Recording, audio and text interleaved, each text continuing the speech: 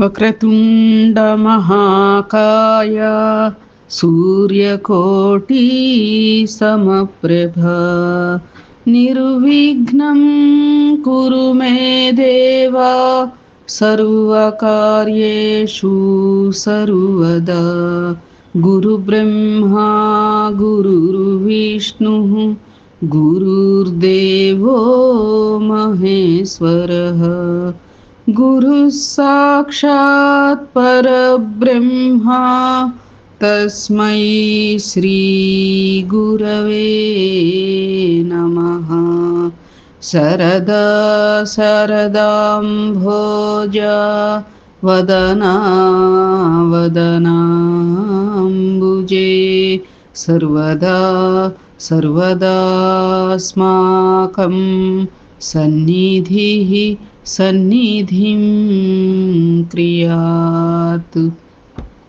శాంతాకారం భుజగశయనం పద్మనాభం సురేశం విశ్వాధారం గగనసదృశం మేఘవర్ణం శుభాంగం లక్ష్మీకాంతం కమలనయనం యోగిహృద్యానగమ్యం వందే విష్ణుం భవభయహరం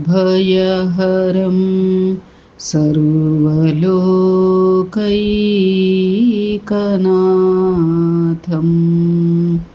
ఓం గం గణపతయే నమః.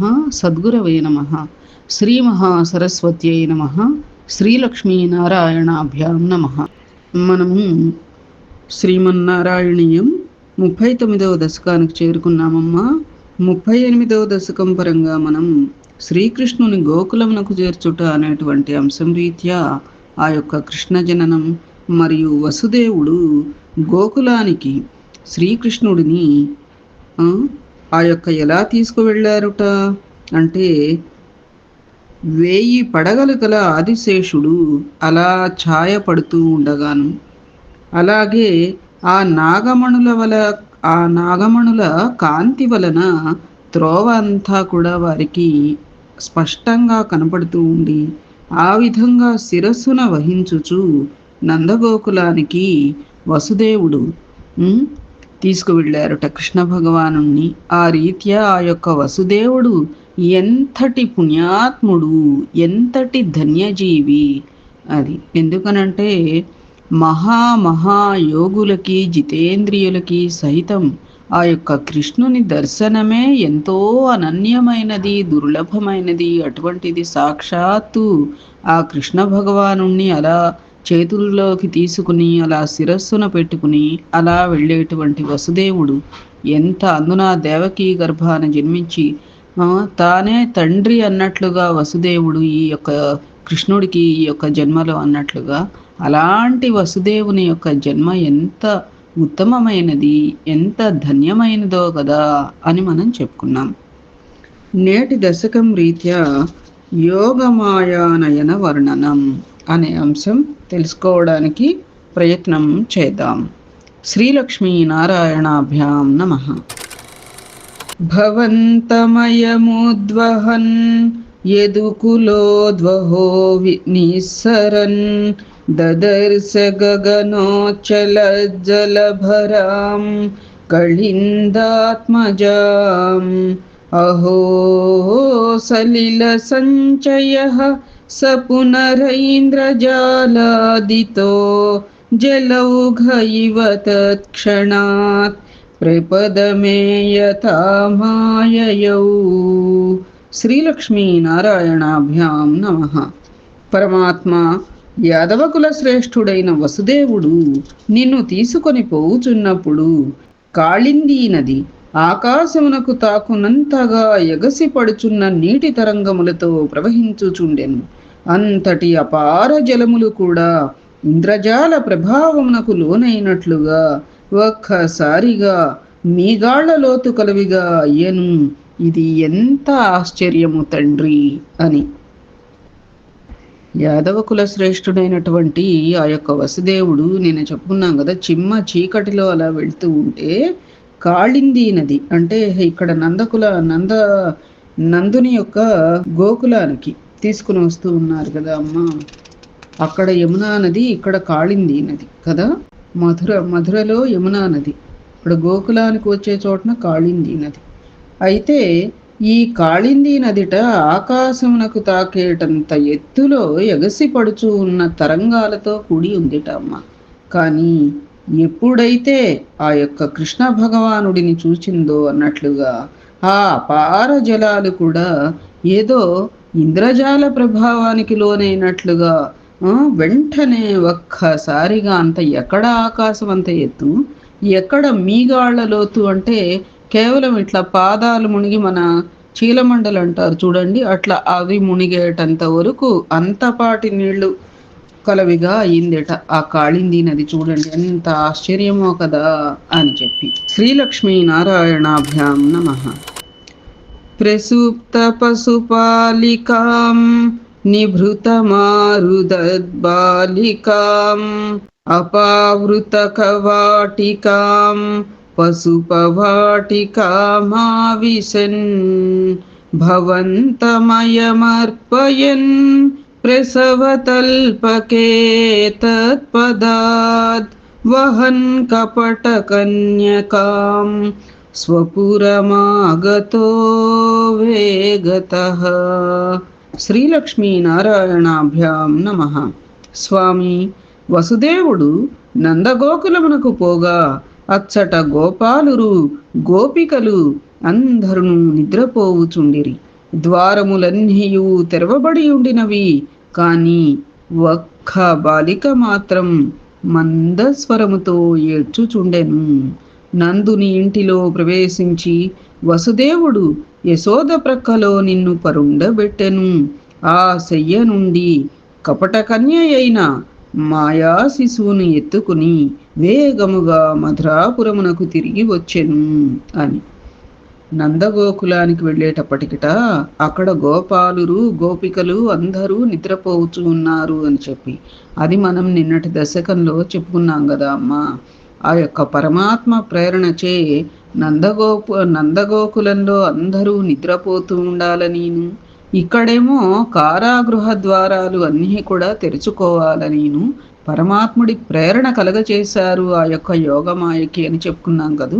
ఆ రీతిగా నిద్రపోవటం, ద్వారాలన్నీ కూడా తెరవబడి ఉండటం అక్కడ కూడా, ఇక్కడ కారాగృహం తెరుచుకోవటం, అంతంత తాళాలు అవన్నీ కూడా ఆటోమేటిక్గా తెరుచుకోవటం అట్లా. అయితే గోపాలురు గోపికలు అందరూ నిద్రపోవచ్చు ఉన్నారుట, ద్వారాలన్నీ ఏమో తెరవబడి ఉన్నాయట. కానీ ఒక్క బాలిక మాత్రం మందస్వరంతో ఏడుస్తోందిట. ఎవరు ఆ బాలిక? యోగమాయ. అప్పుడు నందుని ఇంటిలో వసుదేవుడు ప్రవేశించి యశోద ప్రక్కలో ఈ యొక్క కృష్ణయ్యని చిన్న కృష్ణయ్యని బజ్జో పెట్టి ఆ శయ్య నుండి కపట కన్య అయిన మాయా శిశువుని ఎత్తుకుని, ఆ పాపాయిని ఎత్తుకుని, ఆ యోగమాయని ఎత్తుకుని వేగముగా మధురాపురానికి తిరిగి వచ్చారుట. శ్రీలక్ష్మీ నారాయణాభ్యాం నమః. తతస్త్వదనుజారవక్షపిత నిద్ర వేగద్రవద్ భటోత్కర నివేదిత ప్రసవ వార్తయైవార్తిమాన్ విముక్త చికురోత్కర స్త్వరితమాపతన్ భోజరాట్ అతుష్ట ఇవ దృష్టవాన్ భగినికాకరే కన్యకాం. శ్రీలక్ష్మీ నారాయణాభ్యాం నమః. స్వామి, అంతటా నీ సోదరి అయిన యోగమాయ ఏడ్పును వినినంతనే రక్షక భటుల నిద్ర తొలగిపోయెను. అందువలన వారు వేగముగా పరిగెత్తుకుని పోయి దేవకీదేవి ప్రసవించెను అను వార్తను కంసునికి నివేదించిరి. అప్పుడు కంసుడు తత్తరపాటుతో తన వెంట్రుకలు చిందరవందరగా ఉండగా మిక్కిలి వేగముగా వచ్చి తన చెల్లెలి చేతులలో ఉన్న కన్యకను చూచి ఒక్కసారిగా సంతోషమునకు లోనయ్యను అని. అయితే యోగమాయ ఏడ్పు ఇప్పుడు ఇక్కడికి చేర్చారు కదా, కారాగృహంలోనికి దేవకి శయ్యలోకి చేర్పి ఆ యోగమాయను అంటే ఆ బాలను చేర్చేటప్పటికీ ఏడుస్తూ ఉండేటప్పటికీ రక్షక భటులకు వెంటనే నిద్ర తొలగిపోయి దేవకీదేవి ప్రసవించింది అనేటువంటి వార్తను కంసుడికి తెలియచేస్తే ఇహ అత్యంత తత్తరపాటుతో ఇహ చక చక చక ఇహ గబగబా అన్నమాట. ఇహ ఎలా ఉన్నవాడు అలా మిక్కిలి వేగముగా వచ్చి తన చెల్లెలి చేతుల్లో ఉన్నటువంటి ఆ శిశువుని చూచి ఒక్కసారిగా అసంతోషానికి గురయ్యాట. ఎందుకు అంటే అసలు చెప్పిందేమిటి, అష్టమ గర్భంలో పుట్టినటువంటి మగ శిశువు ఆ యొక్క కంసుడిని సంహరిస్తాడు అని చెప్పి, మరి ఇక్కడ ఆడపిల్ల ఉన్నదేమిటి అష్టమ గర్భంలో అని అసలు అసంతోషానికి గురి అయ్యారన్నమాట. వెంటనే శ్రీలక్ష్మీ నారాయణాభ్యాం నమః.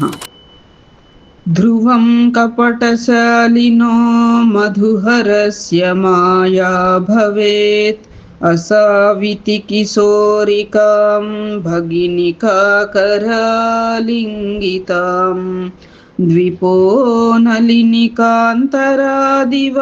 మృణాళికామాక్షిపన్ అయం త్వదనుజామజాముపలపటకే పిష్టవాన్. భగవన్, నిశ్చయముగా ఈ కన్య మాయావి అయిన శ్రీ మహావిష్ణువు యొక్క మాయయే కావచ్చును అని కంసుడు తన చెల్లెలి చేతిలో ఉన్న పసికందును కమలములున్న సరస్సు నుండి ఏనుగు ఒక కమలమును లాగినట్లు లాగుకొనెను. ఆ తరువాత అతడు నీ చెల్లెలైన యోగమాయను ఒక రాతిపై విసిరికొట్టెను. సాయిరా. అయితే ఆ యొక్క అసలు అష్టమ గర్భంలో మగ శిశువు బదులు ఆడపిల్ల ఉన్నదేమిటి అని చెప్పి ఆలోచించుకుని ఇది శ్రీ మహావిష్ణువు యొక్క మాయ అయి ఉంటుంది అని చెప్పి ఆ యొక్క దేవకీదేవి చేతిలో నుంచి ఆ పిల్లని ఒక్క లాగు లాక్కున్నట్ట. ఎట్లా లాగాడు అంటే ఏనుగు కనుక ఒక కమలాల సరస్సు నుండి ఏనుగు కమలాన్ని కనుక తొండంతో ఒక లాగు లాగినట్టు అట్ట ఒక లాగు లాక్కుని వెంటనే యోగమాయను ఒక రాతిపై విసిరి కొట్టాడుట. శ్రీలక్ష్మీ నారాయణాభ్యాం నమః. తతో భవదుపాసకో ఝటితి మృత్యుపాశాదివా ప్రముచ్యతరసైవ సా సమధిరూఢరూపాంతరా అధస్థలమజంముషీ వికసదష్టబాహుస్ఫురన్ మహాయుధమహోగతా కిల విహాయ సాదిద్యుతే. పరమాత్మ, నిన్ను ఉపాసించు భక్తుడు మృత్యుపాశము నుండి వెంటనే తప్పించుకొనినట్లు ఆ పసికందు కూడా వెంటనే కంసుని చేతి నుండి తప్పించుకుని క్రింద పడకుండగానే ఇంకొక రూపమును పొందెను. అప్పుడు ఆ దేవి ఆ యోగమాయ 8 భుజములు కలిగి ఉండెను, 8 ఆయుధములు ధరించి ఆకాశమున ప్రకాశించుచుండెను అని చెప్పి ఎట్లా అయితే మృత్యుపాశము నుండి ఒక భక్తుడు ఆ పరమాత్ముని ఉపాసించేటువంటి భక్తుడు మృత్యుపాశము నుండి ఎలాగైతే తప్పించుకుంటాడో ఆ రీతిగా ఆ పసికందు కూడా కంసుని చేతిలో నుండి తప్పించుకుని కింద పడిపోకుండా ఇంకొక రూపాన్ని రాతి బండ మీదకు విసిరేశాడు కదా, దాని మీద పడకుండానే వెంటనే ఇంకో రూపాన్ని పొందిందన్నమాట. అప్పుడు ఆ రూపం ఎలా మారిందిట, ఆవిడ యోగమాయ అష్టభుజములు కలిగి ఉండెను, 8 ఆయుధములు ధరించి ఆకాశమున ప్రకాశించుచుండెను. నమో దేవ్యై మహాదేవ్యై శివాయై సతతం నమః. నమః ప్రకృత్యై భద్రాయై నియతాః ప్రణతాః స్మతాం. శ్రీమాత్రే నమః. నృశంసతరా హే కంసా తే కిము మయా వినిష్పిష్టయా బభూవ భవదంతకః క్వచన చింత్యతాం తే హితం ఇతి త్వదనుజా విభో ఖలముదీర్యతం జంగుషీ మరుద్గణపణాయిత భువి చ మందిరాణ్యేయుషీ. పరమ దుర్మార్గుడవైన ఓ కంస, నన్ను చావగొట్టిన నీకేమి లాభం రా? నిన్ను సంహరించువాడు పుట్టి ఎక్కడనో ఉన్నాడు, అందువలన నీ భవిష్యత్తును నీవు ఆలోచించుకొను అని నీ చెల్లెలు అనగా పరమాత్ముని యొక్క చెల్లెలన్నమాట యోగమాయ కంసుని హెచ్చరించి అంతర్ధానమాయను. దేవతలు నృతించుచుండగానే ఆ దేవి భూమండలమున అనేక దివ్య క్షేత్రములలో వెలసినది. ఆ యోగమాయ ఆ యొక్క అష్టభుజాలతో అష్ట ఆయుధాలను ధరించి ప్రకాశించుచున్నటువంటి ఆ యోగమాయ దేవతలందరూ స్తుతించుచుండగానే భూమండలమున అనేక క్షేత్రాలలో వెలిశారుట. నన్ను చావగొడితే నీకేం లాభం రా? నిన్ను అంటే రాతి బండ మీదకి వేశాడు కదా, అందుకని ఒరే దుర్మార్గుడా, నన్ను చావగొడితే నీకేమిట్రా లాభం? నిన్ను సంహరించేవాడు పుట్టి ఎక్కడనో ఉన్నాడు అని అన్నది చూడండి. పుట్టాడు పుట్టలేదని అనుకోమోకు, అష్టమ గర్భంలో మగ శిశువే పుట్టాడు, ఆడపిల్ల కాదురా, పుట్టాడు మగ శిశువు, వాడు ఎక్కడనో ఉన్నాడు అని చెప్పిందిట. అందుకని నీ భవిష్యత్ ఏమిటో నీవు ఆలోచించుకోనన్నారుట ఆ యోగమాయ. శ్రీలక్ష్మీ నారాయణాభ్యాం నమః. ప్రగే పునరగాత్మజా వచనమీరిత భూభుజ ప్రలంబక పూతనా ప్రముఖ దానవామానినః భవన్నిధన కామ్యయా జగతి బభ్రముర్నిర్భయాః కుమారక విమారకాః కిమివ దుష్కరం నిష్కృపైః. శ్రీలక్ష్మీ నారాయణాభ్యాం నమః. స్వామి, తెల్లవారిన తరువాత కంసుడు తన సేవకులందరకును మహామాయ చెప్పిన మాటలు తెలిపెను. అంతట గర్వోన్మత్తులైన ప్రలంబుడు, బకుడు, పూతన మొదలగు రాక్షసులందరూ నిన్ను చంపవలెనని తలంచి చంటి పిల్లలను చంపుచు లోకమంతయు తిరుగసాగిరి. సాయిరాం, దయలేని వారు చేయని దుష్కృత్యము ఏమి ఉండును. ఇహ తెల్లవారేటప్పటికీ కంసుడు మహామాయ చెప్పినటువంటి మాటలన్నీ కూడా తన సేవకులందరికీ తెలిపారుట అమ్మ.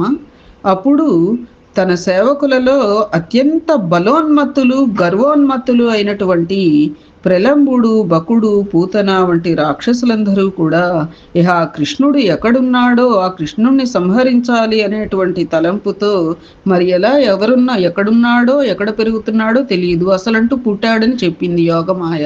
ఎక్కడో ఉన్నాడు అని చెప్పింది, ఎక్కడున్నాడు. అందుకని ఏం చేస్తున్నారుట, చంటి పిల్లలందరినీ కూడా చంపటం మొదలు పెట్టేశారుట. అలా చంపుతూ లోకమంతా కూడా గాలిస్తున్నారుట. దయలేని వారు చేయని దుష్కృత్యం ఏమి ఉండును. దయ అనేది లేకపోతే ఇహ పాపానికి, ఎంతటి పాపానికైనా ఒడిగడతారు కదా. సాయిరాం అని చెప్పి శ్రీలక్ష్మీ నారాయణాభ్యాం నమః. తతః పశుపమందిరే త్వయి ముకుందా నందప్రియా ప్రసూతిశయనే శయేరుదతి కించిదంచత్పదే విబుధ్య వనితా జనైస్తనయ సంభవే ఘోషితే ముదా కిము వదామ్యహో సకలమాకులం గోకులం. శ్రీలక్ష్మీ నారాయణాభ్యాం నమః. ముకుంద, నందగోపుని ఇంట అతని ఇల్లాలైన యశోదాదేవి ప్రక్కలో నీవు కాళ్ళని అటూ ఇటూ కదుల్చుచూ ఏడ్చుచుంటివి తండ్రి. అప్పుడు స్త్రీలు లేచి యశోదకు మగపిల్లవాడు పుట్టెను అని ప్రకటించిరి. అంతట గోకులమంతయు సంతోషముతో పొంగిపోయినది. అప్పుడు వారు పొందిన ఆనందమును ఎంతని వివరింపగలను అని. నందగోపుని ఇంట యశోదాదేవి ప్రక్కలో ఆ యొక్క చిన్న కృష్ణయ్యని చేర్చారు కదా వసుదేవుడు. అయితే ఆ పిల్లవాడు కాళ్ళను అటు ఇటు కదులుస్తూ ఏడుస్తూ ఉండేటప్పటికీ అక్కడ ఉన్నటువంటి స్త్రీలు వాళ్ళు అందరూ నిద్రలోకి జారుకున్నారు కదా. అప్పుడు ఈ ఏడుపుకు మెళుకు వచ్చి ఆ స్త్రీలందరూ కూడా లేచి చూచి యశోదకు మగపిల్లవాడు పుట్టాడని ప్రకటించారుట. వెంటనే గోకులమంతా కూడా ఎంతో సంతోషంతో పొంగిపోయిందిట. వారు పొందినటువంటి ఆనందాన్ని అసలు వర్ణింపలేము అన్నట్లుగా. శ్రీలక్ష్మీ నారాయణాభ్యాం నమః. అహో ఖలు యశోదయా నవకళాయ చేతోహరం భవంతమలమంతికే ప్రథమమాపి బంధ్యాదృశ పునస్తనభరం నిజం సపది పాయయంత్యాముదా మనోహరతనుస్పృశ జగతి పుణ్యవంతో జితాః. శ్రీలక్ష్మీ నారాయణాభ్యాం నమః. స్వామి, అప్పుడు యశోదాదేవి నల్ల కలువ మొగ్గవలే మనోహరముగా ఉన్న నిన్ను అతి సమీపము నుండి సంతోషముతో చూచినది తండ్రి. అంతటని సౌందర్యామృతమును ఆమె తన కన్నుల నడి దోసిళ్లతో జుర్రుకొనినది. వెంటనే తన శిశువునకు పరమానందముతో స్తన్యమునిచ్చినది. అప్పుడు ఆమె ఆ అందమైన చిన్నారి దేహమును పుణకసాగెను. నిజముగా ఆ యశోదామాత భాగ్యమే భాగ్యము, అంతటి అదృష్టం ఎవరికి అబ్బును తండ్రి అని. శ్రీలక్ష్మీ నారాయణాభ్యాం నమః. యశోదాదేవిట ఆ పసికంద ఎట్లా ఉన్నాడుట? నల్ల కలువ మొగ్గవలే మనోహరంగా ఉన్నాడుట అమ్మ. అత్యంత సమీపం నుంచి పక్కలోనే ఉన్నాడు కదా, అంత దగ్గరగా చూసిందిట ఆవిడ. వెంటనే ఆ యొక్క పసివాడి యొక్క సౌందర్యామృతాన్ని ఎలా జురుకుందిట దోసిళ్లతో. ఎలాంటి దోసిళ్లతో జురుకుందిట? కన్నులు అనడి దోసిళ్లతో. అంత కళ్ళు చేసుకుని సంతోషంతో ఆ యొక్క సౌందర్యాన్ని ఆవిడిలా జురేసుకుందిట. ఆ స్వామివారి సౌందర్యాన్ని చూచి వెంటనే తన శిశువునకు పరమానందముతో స్తన్యమిచ్చినది. అప్పుడు ఆమె ఆ అందమైన చిన్నారి దేహమును పుణకసాగను. ఇలా దేహాన్ని నిమురుతూ ఉందిట. నిజముగా ఆ యశోదామాత భాగ్యమే భాగ్యము, అంతటి అదృష్టం ఎవరికి అబ్బును అని చెప్పి. యశోదామాత ఎవరమ్మా? వకుళాదేవియే కదా. అది ద్వాపర యుగంలో యశోదామాత, తర్వాత యుగం కలియుగంలో ఆవిడే వకుళాదేవి అవుతారు. ఎందుకంటే ఎన్నో కళ్యాణాలు చేసుకున్నావు తండ్రి కృష్ణయ్య, ఒక్క కళ్యాణం కూడా నేను చూడలేదే అని చెప్పి ఆవిడ బాధపడితే, నీ చేతి మీదే కళ్యాణం చేసుకుంటా అమ్మా అని వాగ్దానం ఇస్తారు కదా. ఆ వాగ్దానం ప్రకారమే ఆ యొక్క శ్రీ వెంకటేశ్వరుడు పద్మావతీదేవిని పరిణయం ఆడేటువంటి ఘట్టంలో మరి వకుళాదేవియే కదా ప్రధాన పాత్ర అమ్మ. అది శ్రీలక్ష్మీ నారాయణాభ్యాం నమః. భవత్కుశల కామ్యయా సఖలు నందగోపస్తదా ప్రమోదభర సంకులో ద్విజకులాయ కిం నాదదాత్ తథైవ పశుపాలకాః కిమున మంగళం తే నిరే జగత్రితయ మంగళ త్వమిహ పాహి మామయాత్. శ్రీలక్ష్మీ నారాయణాభ్యాం నమః.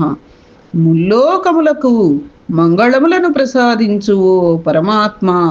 ఆ సమయములో పరమానంద భరితుడై ఉన్నట్టి నందగోపుడు బ్రాహ్మణోత్తములకును ఎన్నియో దాన ధర్మములను చేసెను. అతడు విప్రవరులకు తన సర్వస్వమును సమర్పించెను. గోపాలురును ఆ సమయమునందు, ఆ ఆనంద సమయమునందు పెక్కు శుభకార్యములను గావించిరి. కృష్ణ, నీవు నా రోగములను పోగొట్టి నన్ను కాపాడు తండ్రి అని చెప్పి. అయితే ముల్లోకాలకి కూడా మంగళములను ప్రసాదించేటువంటి ఆ పరమాత్మ ఆయన జన్మించినటువంటి ఆ శుభతరుణం అంటే అప్పుడే పుట్టాడు యశోదకి అని వాళ్ళు అనుకుంటున్నారు కదా. పరమానంద భరితుడై ఆ యొక్క నందగోపాలుడు బ్రాహ్మణోత్తములకు విరివిగా దాన ధర్మాలు చేశారుట. ఒక రకంగా చెప్పాలి అంటే ఆ విపురులందరికీ తన సర్వస్వాన్ని కూడా సమర్పించారుట. గోపాలురు అందరూ కూడా ఆ ఆనంద సమయమున పెక్కు శుభకార్యములను గావించారుట. అటువంటి ఓ శ్రీకృష్ణ పరమాత్మ తండ్రి, నీవు మా రోగములన్నీ కూడా పోగొట్టి మమ్ములనందరినీ కాపాడు తండ్రి అని శ్రీలక్ష్మీ నారాయణాభ్యాం నమః. వసుదేవుడు యోగమాయను మధురకు చేర్చుట అను 39వ దశకం సమాప్తం. ఓం నమో భగవతే వాసుదేవాయ. ఓం నమో భగవతే వాసుదేవాయ. ఓం నమో భగవతే వాసుదేవాయ. ఓం నమో భగవతే వాసుదేవాయ. ఏతత్ ఫలం సర్వం సద్గురుచరణారవిందార్పణమస్తు. సద్గురవే నమః. శ్రీమాత్రే నమః.